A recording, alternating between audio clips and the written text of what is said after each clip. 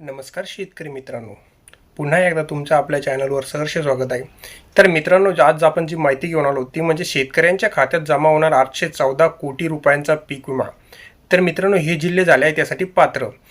तर काय संपूर्ण माहिती आपण A to Z व्हिडिओमध्ये पुढे जाणून घेणार आहोत. तत्पूर्वी तुम्ही जर या चॅनलवर नवीन आला असाल तर चॅनलला सबस्क्राईब करायला विसरू नका. त्याचबरोबर आता कोणकोणती आंबे या पिकेसुद्धा त्यामध्ये समाविष्ट करण्यात आले, त्याबरोबर फळपिकेसुद्धा त्यामध्ये समाविष्ट करण्यात आलेले आहे. तर काय संपूर्ण माहिती A to Z आपण या व्हिडिओमध्ये जाणून घेणार आहोत. त्यामुळे तुम्ही व्हिडिओला स्किप करू नका, व्हिडिओ हा शेवटपर्यंत बघा. चला तर आता आपण व्हिडिओला सुरुवात करूया. शेतकऱ्यांना अनेक हवामान धोक्याचा सामना करावा लागतो हे आपल्याला तर माहिती आहे, जे त्यांच्या पिकावर आणि उत्पन्नावर फार मोठा फरक करत असतात. या धोक्यापासून म्हणजे आपला जर धोक्याचा आपण विचार केला तर तो कोणता असतो?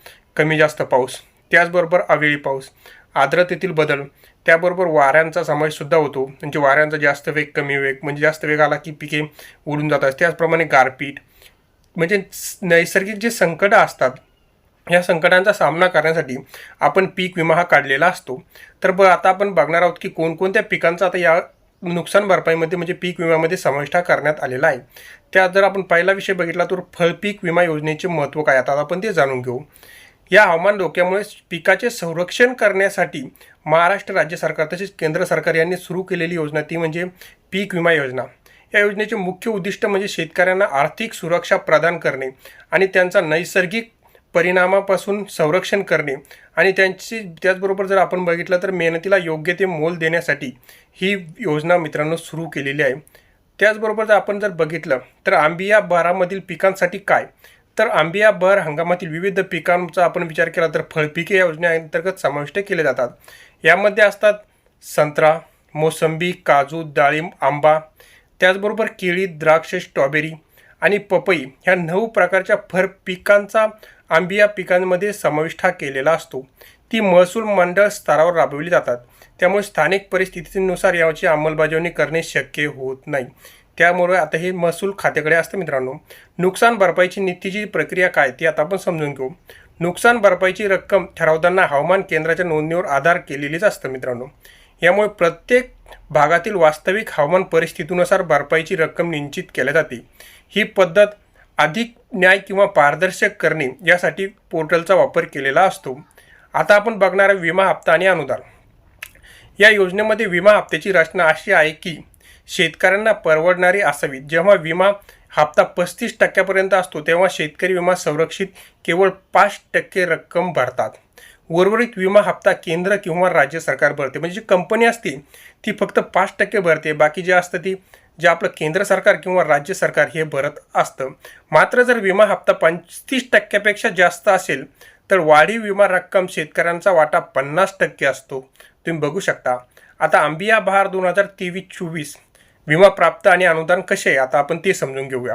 आंबिया बहार 2023-24साठी महाराष्ट्र राज्य सरकारने एकूण 390 कोटी रुपयाचा विमा हप्ता निश्चित केलेला आहे. यामुळे प्रलंबित विमा हप्ता अनुदान म्हणजेच 344 कोटी रुपये शासनाने मंजूर केलेले आहे. ही रक्कम विमा कंपन्यांनी दिल्यानंतर केंद्र सरकारचे दुसरे अनुदानही विमा कंपन्यांना मिळणार आहे. या प्रक्रियेनंतर नुकसान भरपाईची रक्कम विमा कंपन्यांमार्फत थेट शेतकऱ्यांच्या खात्यात आता जमा होणार आहे. जर आपण बघितलं तर बघू शकता तुम्ही आता थेट शेतकऱ्यांच्या खात्यात ही रक्कम जमा होणार आहे. त्याचबरोबर भारतीय कृषी विमा कंपनी, आता आपण कंपन्या समजून घेऊ कोणकोणत्या आहेत. ही कंपनी 60,606 शेतकऱ्यांच्या खात्यात 361 कोटी 99 लाख रुपये जमा करणार. त्याचबरोबर रिलायन्स जनरल इन्शुरन्स कंपनी या कंपनीच्या मार्फत 85,163 शेतकऱ्यांना 216 कोटी 65 लाख रुपये मिळणार आहे. HDFC इगो ही कंपनी 50,618 शेतकऱ्यांच्या खात्यात 235 कोटी 59 लाख रुपये जमा करणार आहे. या योजनेचे जर फायदे आपण बघितले तर ते आर्थिक सुरक्षा, शेतकऱ्यांना हवामान आधारित नुकसानीपासून आर्थिक संरक्षण मिळते. निश्चित शेती विम्यामुळे शेतकरी आर्थिक निश्चितपणे शेती करू शकतात.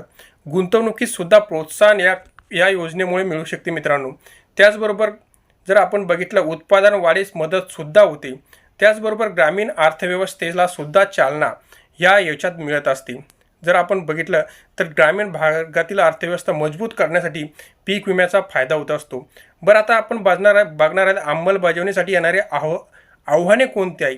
तर मित्रांनो, जागरूकता वाढवणे म्हणजे अनेक शेतकऱ्यांना या योजनेबद्दल पुरेशी माहिती नसते, त्यामुळे शेतकऱ्यांमध्ये जागरूकता वाढवणे हे सुद्धा महत्त्वाचे आहे. प्रक्रियेचे सरलीकरण म्हणजे विमा दावे दाखल करणे आणि नुकसान भरपाई मिळवण्यासाठी जी प्रक्रिया आर्थिक सोपी किंवा जलद करण्याचे सुद्धा गरजेचे आहे. त्याचबरोबर तंत्रज्ञानाचा वापर, हवामान अंदाज आणि नुकसान मूल्यांकनासाठी अद्ययावत तंत्रज्ञानाचा वापर करणे सुद्धा गरजेचे आहे. विमा संरक्षणाचा विस्तार, आर्थिक प्रकारची पिके आणि नैसर्गिक आपत्तीचा समावेश करून विमा विस्तार करणे सुद्धा गरजेचे आहे. आंबिया बहार 2023-24साठी ही नुकसान भरपाई योजने महाराष्ट्रातील शेतकऱ्यांना एक महत्त्वाचे पाऊल आहे. 814 कोटी रुपयाची नुकसान भरपाई 1,96,000 शेतकऱ्यांपर्यंत पोहोचणार असून यामुळे शेतकऱ्यांना मूर्तिक जो मोठा आर्थिक फायदा सुद्धा होणार आहे आणि याच्यातून शेतकरी पुन्हा एकदा उभा राहून परत पिके घेण्यासाठी त्यांना मित्रांनो मदत होणार आहे. ही होती संपूर्ण माहिती आवडली चॅनलला सबस्क्राईब करा आणि व्हिडिओला एक लाईक नक्की करा. धन्यवाद मित्रांनो.